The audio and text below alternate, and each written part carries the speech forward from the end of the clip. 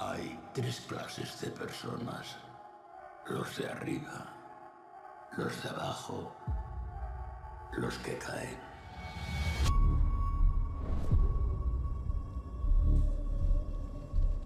El hoyo. Sí, el hoyo. ¿Y usted sabe en qué consiste esto del hoyo? Obvio. Comer ¿Qué vamos a comer? lo que les sobra a los de arriba.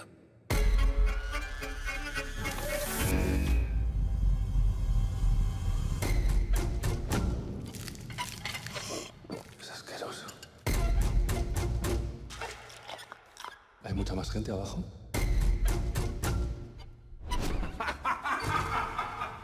Dentro de poco habrá menos.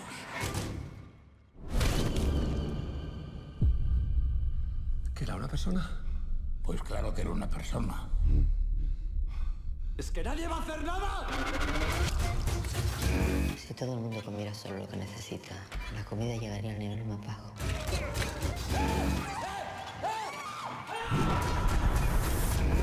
Ayúdame a bajar. Bajar es un suicidio.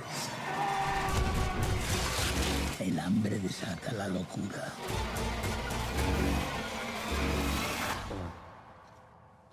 Tiene buen corazón. No creo que sobreviva usted mucho tiempo. Usually this type of video would go on my secondary channel, Lack of Entertainment. If you're not subscribed to it, consider doing so. There's a link into the pinned comment, and if you're not, then you're missing half of my work, because I upload a video there daily as well. I gotta say, I'm really disappointed in American entertainment right now. There is very little that's coming out of America that I consider worthwhile. Instead, movies that are coming out of Korea, that are coming out of Spain, that are coming out of Japan, seem to provide much more entertainment for me because they are done right. And I decided to show you guys this movie because it's a very political movie. It's an incredibly politically loaded film, and it does a really good job in pushing a message without actually being preachy, and at the same time being a horror thriller that keeps you on the edge. And what's also interesting is that this particular movie barely has any special effects. Most of the action seems to happen in very small, confined spaces, and the quality of the acting and the storytelling is what makes this movie compelling. Compare this to Hollywood, where everything is about special effects. The characters, rather than acting like human beings, are just propaganda pieces for whatever the screenwriter wants to push on people. And the politics, which are quite frequent in modern day movies, seem to be very preachy. There is nothing left for the viewer to interpret or to think about. The message is quite clear, outspoken, and there is only one correct message that the audience should get from watching the movie. And you get to see this night and day difference when you watch something like The Platform. The action takes place in a prison that's also an experiment called The Hole. There are multiple ways that you can end up in the hole. One is by committing a crime and choosing to go to the hole rather than going to prison. The other is volunteering to go into the hole in exchange for some reward. The hole is an enormous multi-story building with each level housing 2 inmates. There are no windows, there is no way to communicate with the outside world. The only thing that you can do is to either talk with your cellmate or to try to communicate with the guys above or below you. Every day, a team of highly professional chefs are going to prepare a king-size meal, which is going to go from the top layers of the building all the way to the bottom. People have 2 minutes to take and eat as much as they want before the table goes further down. However, rationing food is impossible. When the main character decides to take an apple and save it for later, the temperature in the room starts going higher and higher until the character has to throw the apple down in order to avoid the temperature levels from rising. Now, the inmates get assigned to levels by chance, and they have to spend around 30 days until they get reassigned to another level. The obvious problem is that the people at the top eat almost all of the food, while the people at the middle get barely anything at all, and as the table goes all the way to the bottom, there is no more food. Which means that the people at the bottom, in order to survive, either have to starve for an entire month, or they have to resort to cannibalism.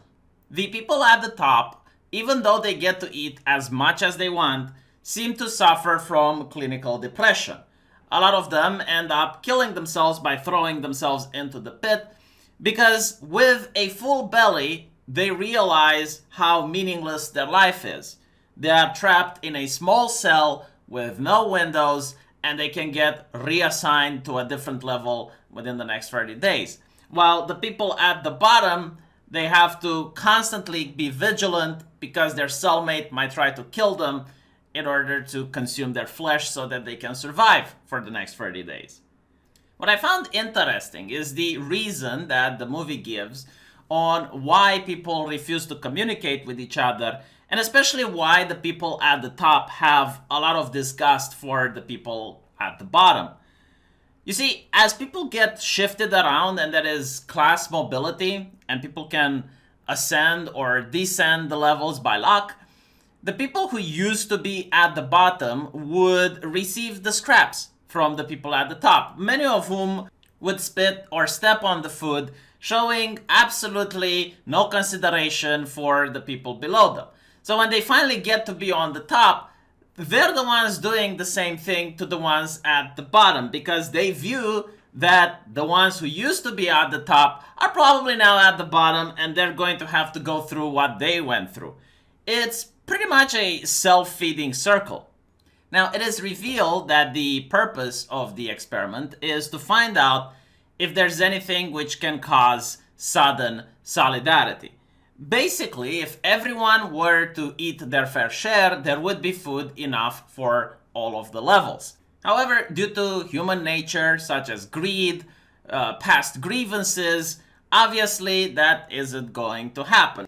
But it's implied that the scientists and the company behind this experiment is trying to find out how to trigger the sudden solidarity, not as a way of implementing it in the real world, but as a way to preventing it from happening in the real world.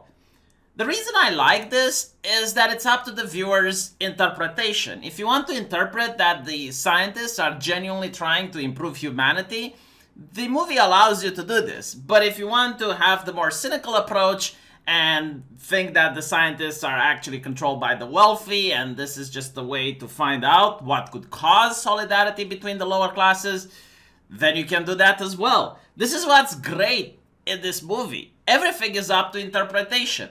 If you want to interpret that this is a capitalist system, you can do so. If you want to interpret that this is like it used to be in the USSR under the Iron Curtain, where the inner party at the top used to get as much food as they want to, while barely any food reached the bottom, you can do so as well. There is no preachy message here. It's all up to the viewer to think about things and come up with his own interpretations for the symbolism presented in this film. What I found really fascinating, and I fully agree with this assessment, is that when a woman was lecturing the people at the bottom in order to try and ration their food and to be decent human beings so that everyone can get it, her words fell on deaf ears. It's only when the main character stepped in and threatened the people at the bottom that if they do not ration the food, he is going to shit on the table the next day, and he is going to smear his feces so that the people at the bottom are not going to be able to eat, then they decide to listen. And when the woman asks, well, what about the guys on the top? How are we going to convince them to ration? The main character simply responds that I cannot shit upwards, showing how power dynamics exist. It goes from the people on the top forcing the people at the bottom This idea of solidarity and everyone acting like a family and joining hands can only happen through the use of violence, through the use of intimidation and the restraining of liberty. You cannot have liberty and solidarity coexisting. Now, I'm going to spoil the ending, so a lot of people didn't really understood what it means. I watched on various forums and they didn't get the message, but if you want to watch it, then I suggest you stop here. If you don't care about the movie and just want to hear what the ending is about, then I will tell you. So the characters want to show that solidarity can be achieved. They want to send a message back to the people at the top that one day food has managed to reach to everyone living in the prison. So what they do is that they arm themselves and they use the table as an elevator in order to go down all of the levels and only allow people to eat their fair share.